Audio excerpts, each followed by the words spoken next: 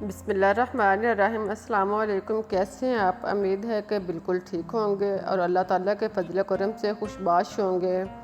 अल्लाह ताला से दुआ है कि हमेशा आपको खुशियों भरी ज़िंदगी अता फ़रमाए।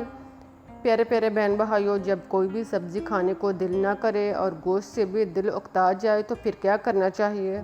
फिर मज़ेदार और चटपटी कड़ी और पकौड़े बनाएं और इससे लुत्फ़अंदोज़ हों। मैं आपको बताती हूँ ऐसे कड़ी पकौड़े बनाने का तरीका जिसको देखते ही मुंह में पानी आना शुरू हो जाए। तो हम चलते हैं अपनी आज की रेसिपीज़ की तरफ, लेकिन इससे पहले आप लोगों से रिक्वेस्ट है कि आप मेरे चैनल को सब्सक्राइब करना ना भूलें और बेल का बटन भी प्रेस कर लें ताकि आपको मेरी हर न्यू आने वाली वीडियो टाइम पे मिलती रहे। अब हम चलते हैं आज की रेसिपीज़ की तरफ और शुरू करते हैं अपनी रेसिपीज़। इसके लिए हमारे पास है दही की लस्सी बना लें।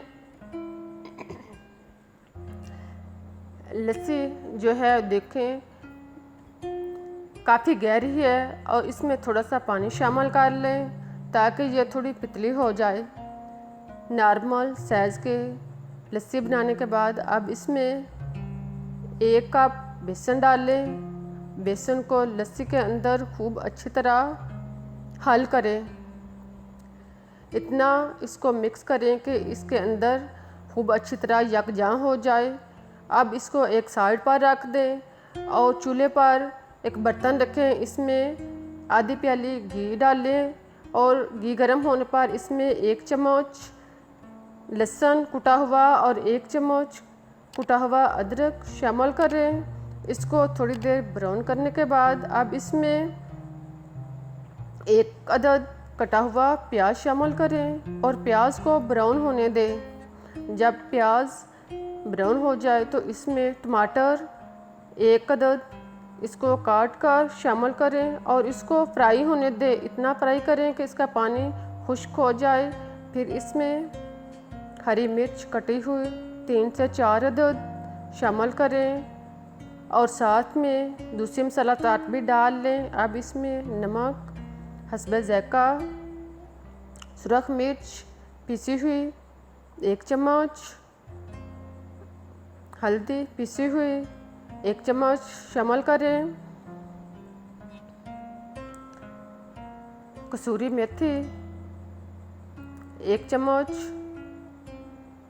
काली मिर्च पीसी हुई आधा चम्मच शामिल करने के बाद इनको खूब अच्छी तरह फ्राई कर लें। जब सारे मसाला जात खूब अच्छी तरह फ्राई हो जाएं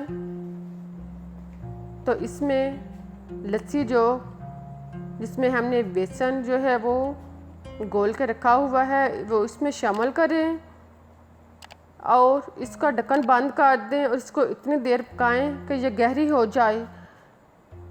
अब उसको पकने दें और एक लैदा बाउल में 2 कटे हुए बारीक आलू शामिल करें और साथ में 1 कप बंद गोभी और 1 कप गाजर शामिल करें कटी हुई। अब इसमें 1 अदद कटा हुआ प्याज शामिल करें। 3 से 4 अदद कटी हुई हरी मिर्च डालें।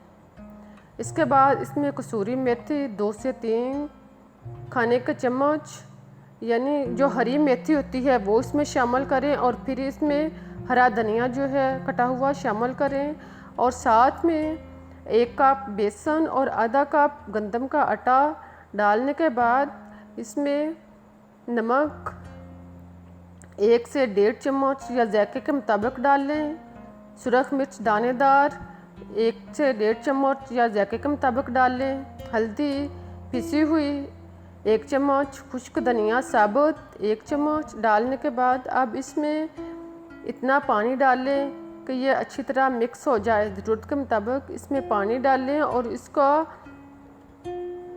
जो है गाढ़ा सा अमेज़ा बना लें। अब पकौड़ों का अमेज़ा बनाने के बाद इसको एक साइड पर रख दें और कढ़ाई में ऑयल गरम करें। जब ऑयल खूब अच्छी तरह गरम हो जाए तो इसमें पकौड़े 1-1 चम्मच डालते जाएं और फिर इनको धीमी आंच पर फ्राई करते जाएं। साथ साथ इसको चम्मच की मदद से हरकत देते जाएं ताकि ये चारों साइड से अच्छी तरह फ्राई हो जाएं। देखें पकोड़े जो हैं वो कितनी अच्छी तरह फ्राई हो गए हैं और कितने टेस्टी लग रहे हैं। अब कड़ी जो हमने ढक के रखी हुई थी उससे देखते हैं। जब इस तरह की गहरी हो जाए तो इसमें हरा धनिया शामिल करें।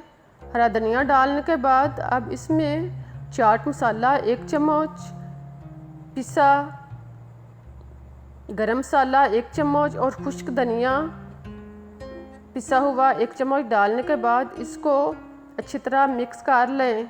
अब इसमें पकौड़ियाँ जो हमने बना कर रखी हुई हैं वो इसमें शामिल करें और पकौड़ियों को कड़ी के अंदर खूब अच्छी तरह मिक्स करने के बाद एक साइड पर रख दें। अब एक फ्राई पैन में 2 चम्मच ऑयल गरम करें और इसमें 1 चम्मच अदरक डालकर इसको 1 मिनट के लिए फ्राई करें। जब ये ब्राउन हो जाए तो इसमें 1 अदद कड़ी पत्ता, 2 अदद हरी मिर्च लंबाई में काट कर डालें और 4 से 5 अदद गोल सुरख मिर्च डालने के बाद अब इसमें 1 चम्मच साबुत जीरा डाल लें और इनको खूब अच्छी तरह फ्राई करें। इनको गोल्डन यानी ब्राउन होने तक फ्राई करें। जब ये ब्राउन हो जाए तो कड़ी और पकौड़ों को एक बाउल में डालें।